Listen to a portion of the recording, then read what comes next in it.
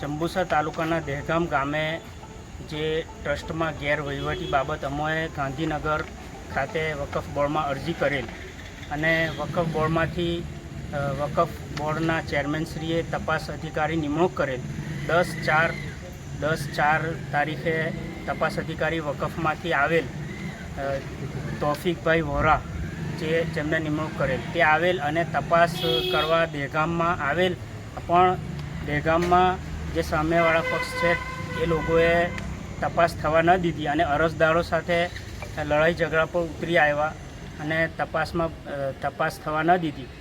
તો અધિકારીશ્રી લડાઈ ઝઘડાને જોતા પાછા જ આવેલા ગયેલા.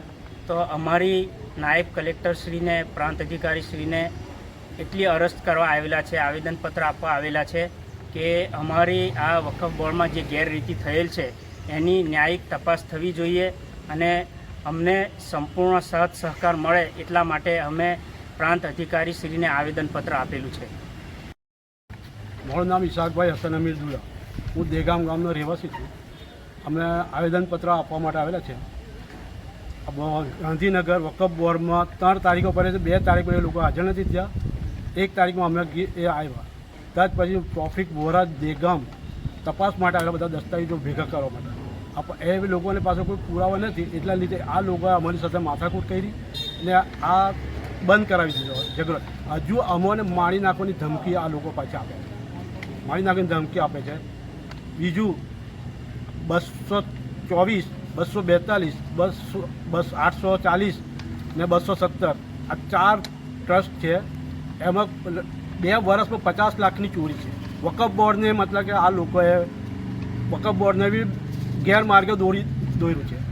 હવે જો અમે 40 વર્ષનો હિસાબ જોઈએ, 35 થી 40 વર્ષનું, તો કરોડોનો હિસાબ નીકળે છે. મહેરબાની કરીને અમારી વકફ બોર્ડની પાસે અમે ન્યાય માંગીએ છીએ કે કોઈ હિસાબે અમારી એક તો અમારી જાનની હિફાજત થાય, બીજું કે ગામનું જે ટ્રસ્ટ છે એમનો હિસાબ કિતાબ કમ્પ્લીટ થઈ જતું. એટલા લીધે આ બાબત માટે અમે અહીં પ્રાંત અધિકારમાં આવેલા છે. બીજું કે હવે પછી કે તપાસ આવે તો પોલીસ રક્ષક સાથે અમારી પૂરી માંગ થાય ને, મતલબ કમ્પ્લીટ અમારું હિસાબ કિતાબ જોવા મળે.